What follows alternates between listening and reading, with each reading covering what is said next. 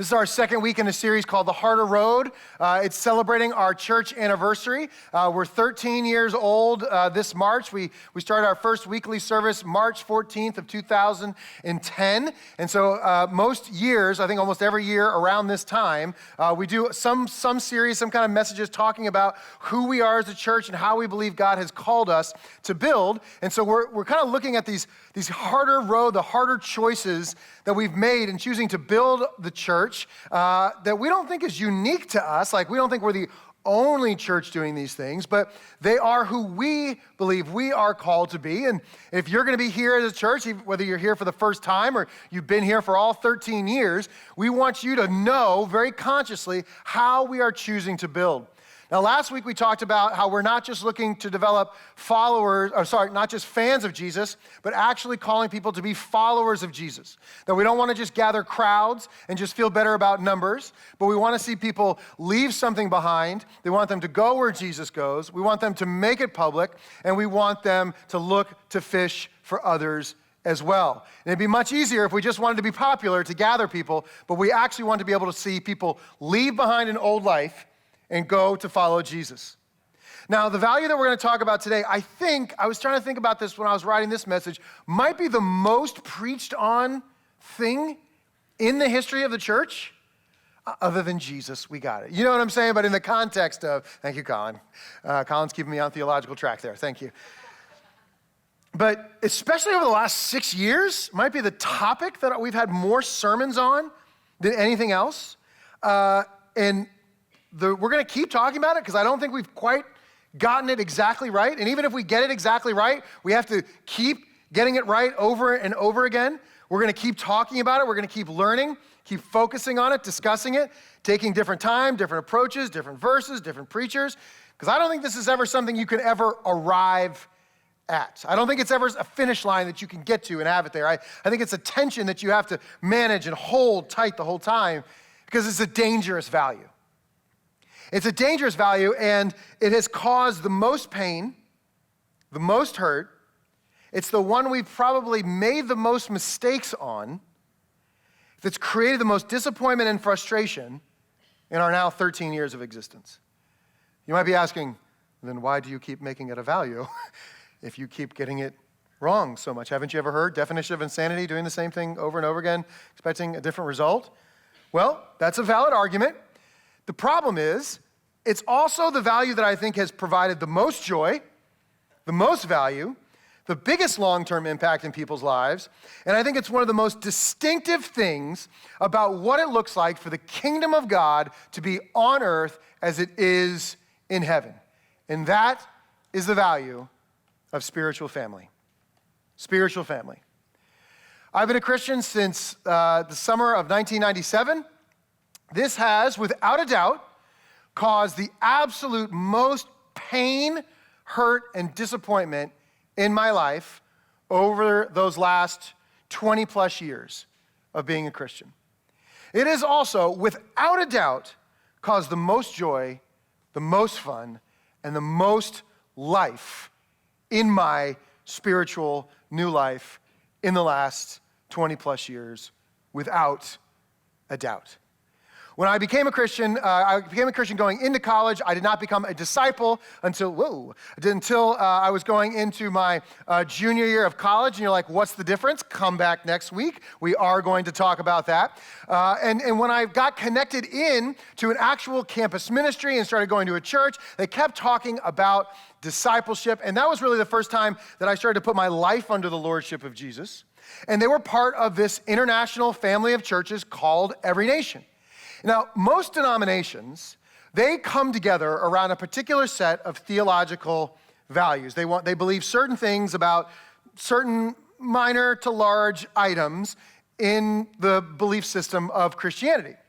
Every nation, though we all have a lot of theological similarities, we actually come together around our mission, which is to plant Christ-centered, spirit-empowered, and socially responsible churches and campus ministries in every nation, and our values, that we are called to evangelism, discipleship, lordship, leadership development, and spiritual family.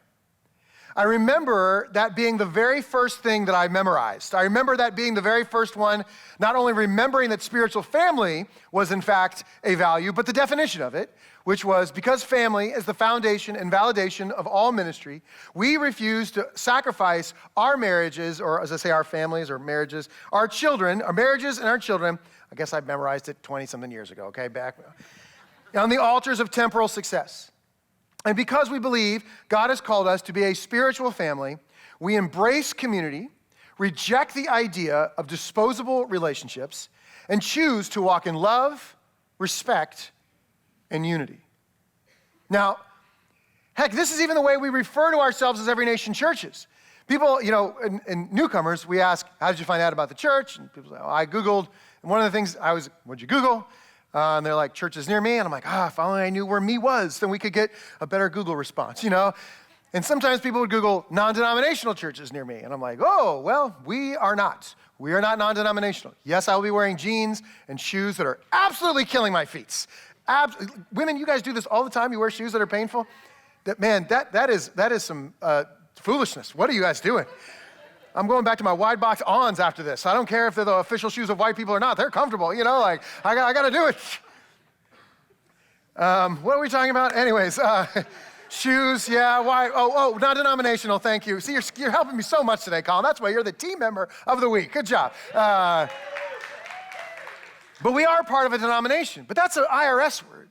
We don't refer to ourselves and think like, welcome to our denomination. We are now having a denominational meeting. We call ourselves a global family of churches. You don't see that word. We're not afraid of it, but that's not the way we want to think about ourselves. We don't want to think of ourselves as an organization, as a structure. We are organized. We do have structure. But the heartbeat of what we have and what we desire to be is over 1,500 churches and over 300, 400,000 people around the world as a spiritual family. So it's an Every Nation church value. It's a Trinity New Life church value. Is it biblical? Ephesians 2:19 says, so now you Gentiles are no longer strangers and foreigners. You are citizens along with all of God's holy people. You are members of God's holy family. From the very beginning, the source of Christianity has its roots in Judaism. Judaism is a religion, and Christianity as well, that is constantly draped and overwhelmed in the language of family. The father of the Jewish faith, Abraham, some of you know, had sons. Did he have few sons? How many sons did he have? Many sons. Father Abraham, many sons had he had. Not many congregants, not many employees, not many sheep, not many lambs or ewes, though in fact he was quite a rich man and had a lot of employees. And he had a lot of sheep. And he had a lot of people who followed him around. But the thing that Abraham is identified as is not the organizational leader, but the father. And Jewish people, because there's Abraham, Isaac, and Jacob had 12 sons. These 12 sons birthed the 12 tribes of Israel. And all the Jewish people will trace their own heritages back to what tribe they were at. We are from the tribe of. We are from the family of. And then there was the Gentiles, the non-Jews. And when they thankfully understood that God was telling them people who are not from a Jewish heritage could be part of that salvation, it wasn't that we were individually now called one-on-one to now be called out of our Gentileness into our one-on-one relationship with God. We were now called into the family of God. By his glorious death, life, death, and resurrection, people of different skin colors, people of different genders, different nationalities, different political ideologies, people who like country music, people who, like me, don't like country music, but really like Chris Stapleton. I don't want to know if he's country or not. Don't tell me. I know the hat and the guitar and everything, but that's a good voice. Godly people who like dogs, people who like those other things, cats, sorry, Jess. Yeah, all of those people can be in one family. Because the thing that you identify, there are men in here, there are women in here, there are white, there are black, there are Latino, there are Asian. There are Republicans, there are Democrats, there's independents, cat lovers, Jesus lovers. No, and whatever of those things you decide is going to be the most primary thing for you, it's going to be very hard for us to be family. We can be acquaintances, we can be next to each other, we can be together on some things, but for us to be family, we have to allow ourselves to have the same Father. And that to become the most primary identity. So I don't want you to stop thinking about what it means to be a woman or to be Asian or to be whatever Sharon is else. I was like, and the church admin, I was like, I just realized I'm naming Sharon right now, like. Hey, in the first service, I called you the apostle of email, so I guess it's a Sharon day. I don't know why, I don't know. I think something about baptism. I said, for those people who said they're interested but actually haven't crossed the line of sign up, I was like, don't make me send the apostle of emails after you. Sharon gonna get you. Sharon gonna get you under that water. This can only happen by something supernatural, and why it's a testimony to the glory of God. But if we had only said team, that would have been the easier road. Welcome to the team. Welcome to the organization. Welcome to the company. That would have been the easier road. And we've chosen the harder one, but it's also the one that I think is the most biblical.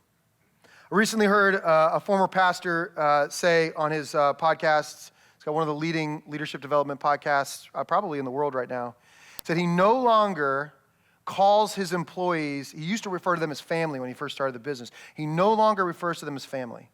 It's intentional to avoid that word and to use the word team because it creates too much complication and raises too many expectations. See, on a team has different expectations than family. On a team, people are signed, even if they've already been cut by the Cleveland Browns and the Los Angeles Rams. Guys, this is gonna be a tough year, okay? I don't know if you know what that means. That means the Bucs are trying to tank, but you still got to throw some guys out there. So we'll get some good draft picks in a while. We got the Super Bowl out of it. It was worth it. But you kind of expect that. If the Bucs make some salary cuts and something's too big for the salary cap or whatever, you understand that. We sign a new wide receiver, we try a guy out. You understand that because that's what a team does. We just use pieces to move them around to be able to accomplish a goal. You get evaluated and treated like a commodity. Coaches come and go, us versus them, players versus management. Man, that is so much easier to be able to move people around to say, hey, I just need bodies to fill a New Life Kids space. I need bodies on the stage. Doesn't matter if they're a part of us. Doesn't matter if we pay them. Doesn't matter where I get them from. I just need roles to be filled. It doesn't matter if they're connected. It doesn't matter if they come to a church. Doesn't matter if they stay for the church. Doesn't matter if they've ever been here before. I just need people to open the door. I'm going to go on, online and be like, professional smiler door openers, how is your elbow? How's that, how's it working right there? I'm more of a lefty. Okay, we'll get you on that door. We've got double doors. You can choose each door because all I need is professionals. All I need is spots. All I need is roles. Keeps everybody's heart a little more safe, a little more secure. But it's not as biblical and doesn't pay off with the beauty and joy and privilege of actually being in a spiritual family. But here's what being in a spiritual family does. I think we gotta be real honest about some things. Number one, it causes slower growth. So as a church, we've chosen this harder way of slower growth. Because when you're trying to get people to build relationships and not just fill roles and attend meetings, it takes longer. If we wanted to just get what percentage of people who come on Sunday mornings are in small groups? Because that's one of the ways you can try to evaluate church health. Well, we would just call them classes. We just call them Bible studies. It'd just be all about the material. But we foolishly, joyously choose the word communities to describe them. Because we want people to build relationships. We want people to build friendships. Is there anything more difficult than building adult friendships with new people? Again, the old joke, what was the greater miracle, that Jesus walked on water or had 12 close friends in his late 30s? What was the harder thing? Thank you. First service didn't think that was funny. I think at least it deserved a pity chuckle, We're family, can't you laugh at my joke, And you don't know how. If you've been married for a long time, you hopefully haven't flirted with anybody else in a while, and so you don't know how to flirt with new people. You're like, hey, you gonna read the Bible later? Maybe get something to eat? Look at the Bible? I love the way that holiness looks on you. How'd you do that? It's this super awkward, weird thing. But if you don't want to be treated like a commodity, you want to be treated like family. I think there's probably some people who come to this church and every other church, and they just want to get in, get out, check it off of a spiritual list. And I know pastors of much larger churches who do everything they can to jump up and down and try to get those people to not hide in the corners. It's not the fault of larger churches that they have that. We have very dark corners too back there. Don't we, Justin? No, sorry, you were already up on. Everybody has dark corners where you can hide. But there's going to come a point in time where you don't want to be treated like a number. You don't want to be treated like a commodity. And you've got to make sure that you have done what you could to build those relationships, to receive the relationship that you're looking for. And so it actually causes things to go a little bit slower because we're not looking to fill rooms and roles. We're looking to build relationships. That takes time. It just takes time. There's no way around that. The best relationships I have in my life have been there for years. I have to have things that I am looking back on for them to have been built on. The relationships are not just built on the promise of what's to come, but the promise of what has already happened and been fulfilled. And so that just takes time. And so you're like, man, I've been coming to this church for like a couple months and I don't really feel that yet. Yeah, add a 0. Add a 0. So however many months you've been coming, and that's probably when you're going to start to feel the real depth and benefit of it. Number 2, it raises expectations in both directions without the other side always agreeing to those raised expectations, which leads to a tremendous opportunity for misunderstanding and disappointment. Overwhelmingly, most relationships are broken. And I don't just mean romantic ones. I'm talking friendship, work relationships, because of unmet expectations. And overwhelmingly, unspoken, unmet expectations. When we first started this church, there was a situation where somebody in our church, their parent who was not part of our church, had passed away. And I didn't have much of a relationship with that person, but my wife had a very close relationship with that person, and so did all the people who would have been babysitting for us at the time. So I stayed home with my daughter because the people with the closest relationship, so they could go. And someone was like, shouldn't you have been there as a pastor? Well, yeah, but when it came to who, I sent the closer relationship, not the title and the position. And I always think, and this has led to some conflict, this has led to some ironing sharpening iron, or at least sparks flying, that the closer relationship is more valuable than the higher title. It raises expectations. And you go, I never thought someone who talks about spiritual family would hurt me. Oh, we will. And you will. Because family goes both ways. If your expectation is that the pastor's going to have every relationship with everybody in here, I did not agree to that expectation. If you think that everybody in here needs to also know you as much as you can know them, I don't think that they agreed to that expectation either. So the number one thing I would tell you in those relationships is you got to voice that expectation. And then give them a chance to agree or disagree with it. And it's not like, we had dinner with the Pennas this past week, and it was delicious. And I would like Laura to cook all the time and just be like, and just bring me meals. Like, I'd be like, and I could voice that expectation. Laura, bring me meals all the time. She's like, I don't agree. I'm like, nope, I voiced it. I made my expectations clear. Like, it's not a fair expectation. And even if it is a fair expectation, which I think that was pretty fair, doesn't mean that they agree to it. Relationships are the constantly having to overexpress, clarify expectations. Because it's the lack of clarity and the lack of agreement in those that breaks so many relationships unnecessarily. It's like when people are like, I have an unspoken prayer request. Well, I have an unprayed response to that. You know what I'm saying? Like, because here's the thing. You want to say that because you're like, oh, well, it's just embarrassing. I don't have to have that. And I don't know if I want to be, allowed to everybody. I want my family to pray for you. Let me tell you something. If you got family in there, you don't got to put all your business on social media. You don't got to put every need you have out there, but you better have somebody that you are speaking that prayer to in your life. You got to have somebody that you're going, hey, for them it's unspoken, but for you, I'm going to lay this out for you because if I'm going to expect you to carry this burden with me, I'm going to share what this burden is with you. If you want to receive the benefit of it, you've got to give them just as much of an opportunity to carry that. It causes slower growth. It raises expectations. And somebody always feels left out. Family's never the right size. Biological family, you don't get to pick. I mean, if you're one of the kids, you don't. If you're parents, you had some say in it.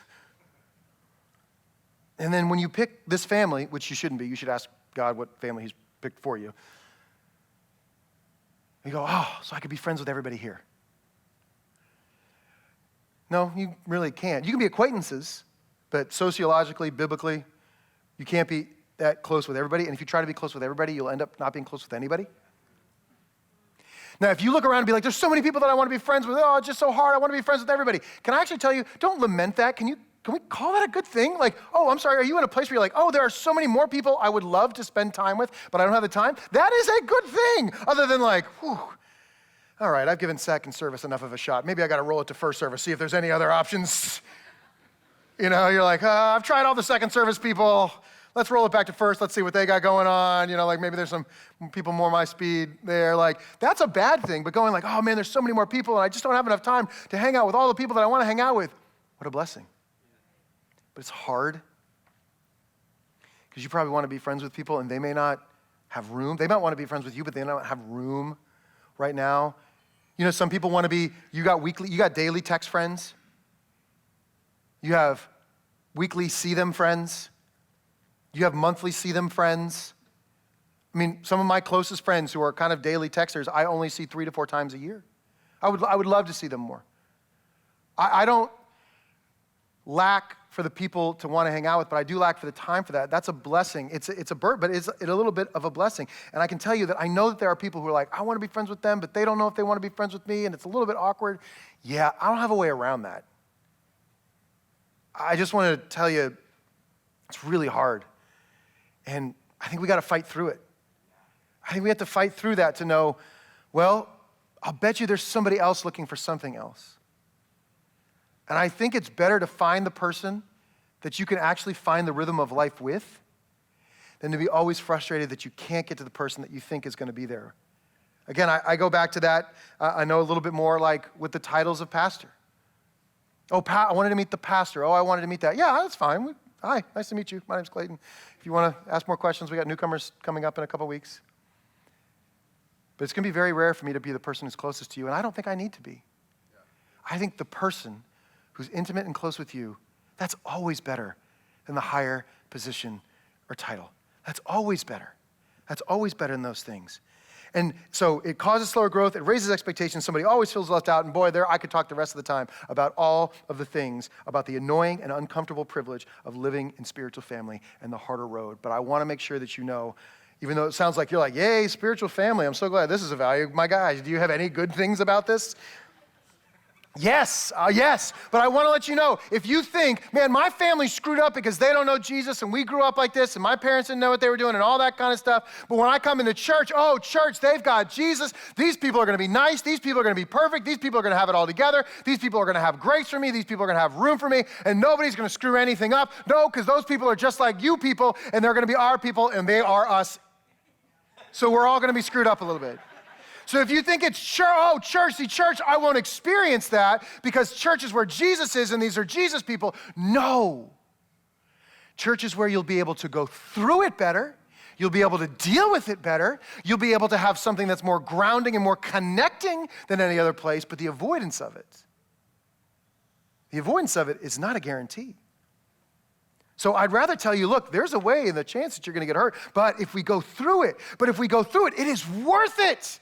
Because for all of the challenges and all the hurts and all the misunderstandings and all the risks involved in my life, for my wife, my family, I know for so many of you others, you would say it has been so worth it to be in spiritual family. So worth it to be in spiritual family. Because you probably experienced times where that family has rallied around you.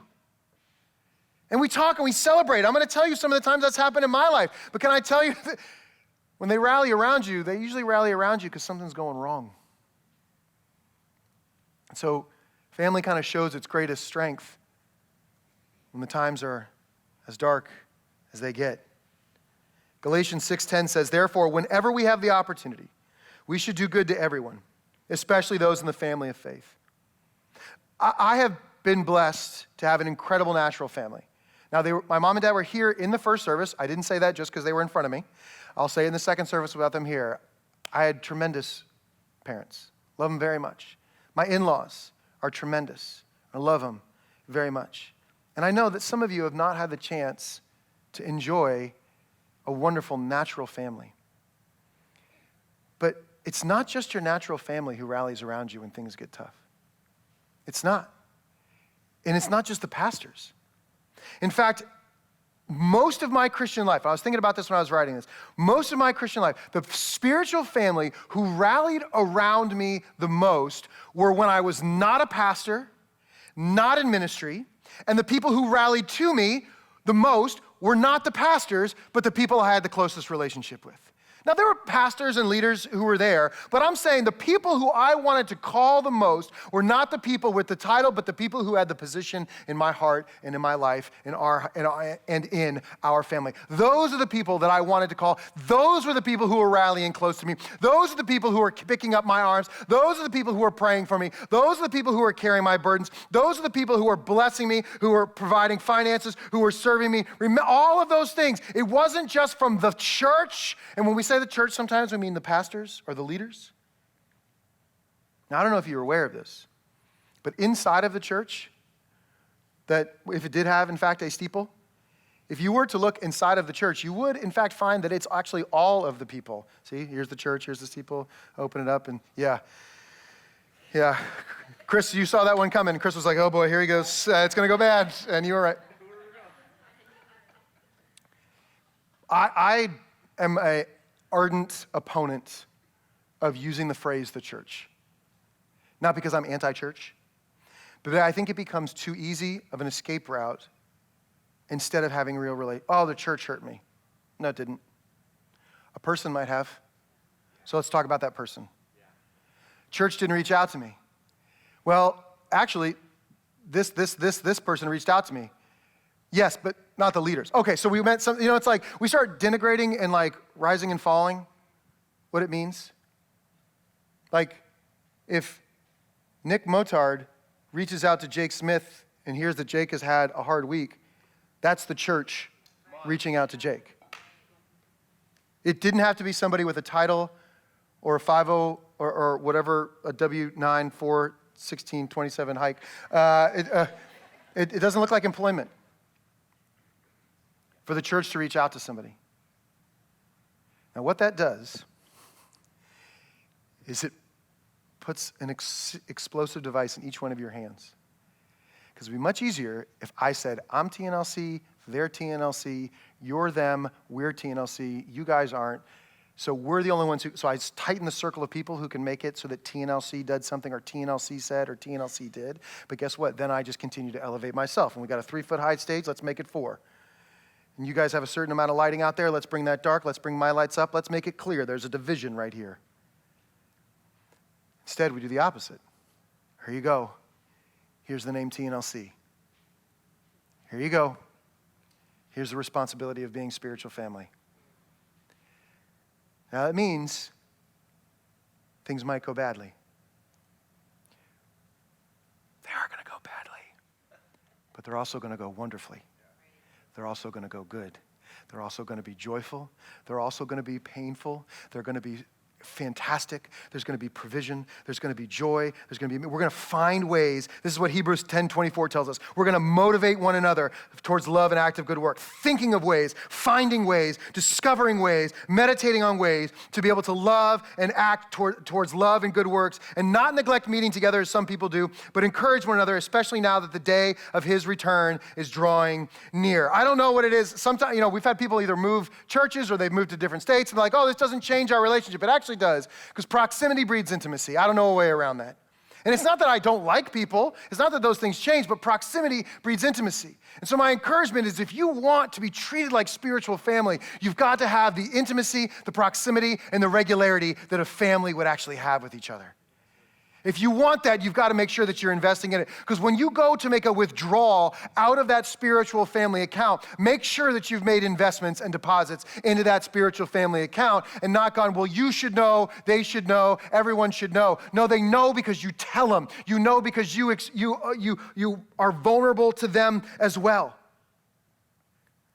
And it's just easier when people are in your mind. It's easier when you see them. I try to do this as much as I can in my prayer life, and I'm a little nervous to say this because then this is how it works about expectations. Because sometimes during my prayer time, somebody will just be on my heart. I don't know if anything's going on with them. I just send them a text. So you might be thinking, I know the danger is going, well, he's never texted me. So I will say, let's clarify our expectations. I don't have all your phone numbers. I don't want to. It's okay. And if I've never texted you, I would encourage you to be able to then say, who could you text? And when I text John Mackus back this week, just going, John, just on my heart. What's going on, brother? How you doing? You don't work for me anymore. You already took my family photos. I don't need a discount. You know what I'm saying? Like, just seeing how he's doing. Because I see him all the time. He's always there, whether I want him to be or not. No, I'm just kidding. I just see people all the time. And that intimacy, that proximity breeds intimacy. So I want to encourage you. Look at the people around you and ask God, who might you be speaking to me about? Who might you give me the opportunity to encourage? Who might you be asking me to help carry a burden with and invite into a closer relationship together? It's a harder road to walk in spiritual family, but it doesn't mean it's a worse road. It doesn't mean it's an impossible road, and it doesn't mean it's a road we shouldn't go down. It's a harder road, but we go up with our head up, our eyes open, and our hearts full of grace and mercy to say, Lord, not my will, but your will be done. And I could teach on spiritual family for forever because I've experienced so much of it and been in it. But I want to tell you one thing that I know is going to happen in spiritual family. And just one thing I want to address, I know is going to happen in spiritual family is that we are going to have conflict. Because an imperfect human is in a relationship with an imperfect human. You came from one kind of family, the other person came from another kind of family. You had this expectation, they had this expectation. You tried to voice it, you thought you voiced it, they heard something implicit, you heard something explicit, and we're going to get into conflict. And inside of a church, what we can default to sometimes is the hierarchy. Like hierarchy in families, they're not bad. There are mothers and fathers, there are sons and daughters, there are grandkids who then start to rule everything. I don't understand what happens. And when we have conflict in a church spiritual family, there are times where we default to the hierarchy instead of remembering that we're brothers and sisters. The Bible never talks about conflict resolution in terms of the hierarchy. It only talks about it brother to brother, Christian to Christian. We're going to have conflicts. We're going to have conflicts. I just want to read you two scriptures real quick. Matthew 5:23. Jesus says, if you're presenting a sacrifice at the altar in the temple and you suddenly remember that somebody has something against you, leave your sacrifice there at the altar, go and be reconciled to that person, then come and offer your sacrifices to God. Galatians 6:1 says, if another believer is overcome by sin, you who are godly and should gently and humbly help that person back onto the right path. And be careful not to fall into the same temptation yourself. Meaning, this is telling us, hey, if somebody has an issue with you, go to them. And if you have an issue with somebody, go to them. In other words, go to each other. If you're waiting to be reconciled to, you're missing the beauty and joy of spiritual family. You're missing the burden of spiritual family. If you're waiting to be reconciled, if you're waiting, well, when would God tell them? Well, if they really want it, they know what's going on, they want to do something, they. The Bible doesn't speak about hierarchies. The Bible doesn't speak about, well, if my discipleship group leader really cared. Well, if my NLK whole group leader really cared. Well, if the band leader really cared. Well, if no. It speaks about us as brothers, sisters, as family, to be able to bear that together. It might inform, hierarchy might inform maybe how things go. My dad is always going to be my dad, but conflict has, is, and will come. When it comes up, we have to remember we are in Christians in family first and foremost and bear equal responsibility to resolve conflicts to the glory of God. Hierarchy without grace and family is cold and law-based. The challenge, the valuable, worth it challenge, is to be able to do that in family. I have been rightfully corrected and wrongfully corrected, but rightfully corrected by those below, above, and next to me. It's hard. I don't enjoy it. I don't like it at the time. But what's on the other side of it, once it's done with reconciliation in the mind of Christ, is overwhelmingly worth it. It's worth it. Spiritual family is a harder road. It's a slower road. It's a road fraught with expectations and disappointments, but it is also filled with the greatest joy and beauty and love and care and hope and warmth and family than you could possibly look to experience. That's why Paul implores us again in Galatians 6:10, whatever you have the opportunity, do good to everyone, especially those who are in the family of faith. This joyous road will not let us escape from hurts, but will allow us to experience something far more beautiful than just those hurts and hesitations. It wasn't organization, it wasn't strategy that led Kristen and Casey Sheffield to move here when there was nothing here to move for. It was spiritual family. It wasn't responsibility and positions and titles. When friends of ours lost a daughter at 6 months that got us in a car immediately and just got us in a 10, 12-hour drive up to North Carolina because they needed us and we didn't even know what we were going to be able to give them. We just knew we needed to be there with them. The people that I go on vacation with, the friends I go on vacation with, I don't know that. I mean, I do know them. That's why I go on vacation. I just mean, they would never have been the people that I picked out of a lineup if I was going with my fleshly, earthly designations. A band nerd, a basketball player. I mean, we're so different. I have so much more hair than so many of them. All right, that's all. If you know them, that's only a joke for two of them. But the people who pray for me, who I let really pray for me, you go, I'll pray for you. You're like, yeah, but you don't have to expose the innermost parts of your soul to everyone who asks for it. But the people who pray for me, they don't pray for me with faith. They pray for me with faith and understanding. If you were blessed this morning by Justin taking us into that ministry moment, that's there because he was in youth group with Kelly. That's how that connection and relation, that's like 10, 12 years ago. Yeah. You're just almost on the verge of Gen Z. You're just straight up millennial right there. Over 20 years of living this way. There's a term, I was discussing this with a friend this week, what you become at some point in spiritual family in a relationship with somebody.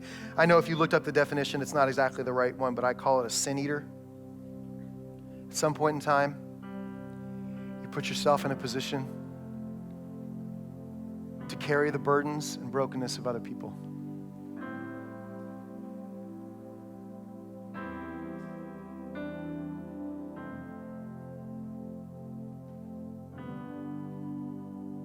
It's a hard thing to try to create a place that feels victorious and is safe to be broken.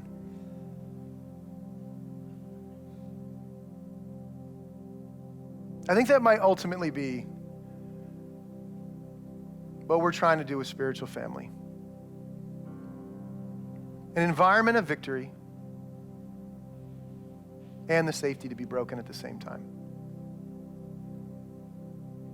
It's hard to do both. You push too hard onto the victory side, everybody feels like they're the outcast if they have any brokenness in their life. You push too hard to the brokenness side, we forget the power and the resurrection, the glorious seated at the right hand of the Father, Jesus Christ, whom we serve, who did not stay in a grave, but walked out of it 3 days later, overcoming death. And so spiritual family is creating an environment of victory and the freedom and permission to be broken. walked through suicide,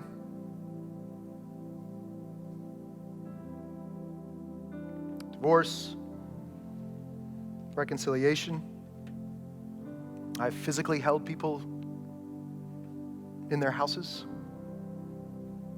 so they would not leave their family.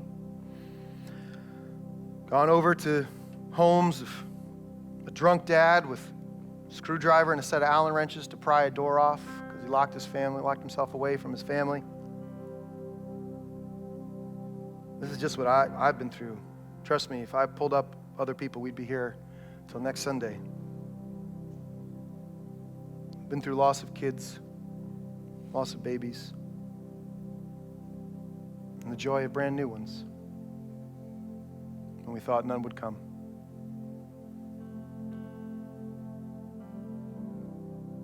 The lows are blunted because you don't do it alone, and the highs are higher because you don't do it alone. And I wish I could snap my fingers and provide it to you all instantly. The spiritual family. I don't know how to do that. So we're going to keep talking about it. We're going to keep encouraging it. We're going to keep holding a standard of it. We're going to keep preaching on it with different verses, and different people, and different series. Because we haven't gotten it right yet. And even if there becomes a moment where we get it right, we have to still keep getting it right. It's a harder road, but it's absolutely the more beautiful and the more blessed one. I know I'm supposed to have 3 ways for you to apply this message as you walk out of here. I don't have it. Love Jesus. Humble yourself. Be clear in your expectations with other people.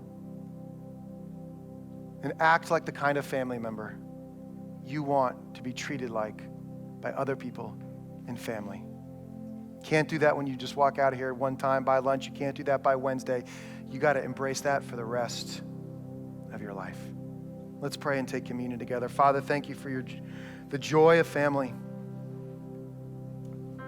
Even in the 12 disciples, you pulled together people from all different walks of life. You started to show us what the family of God would look like.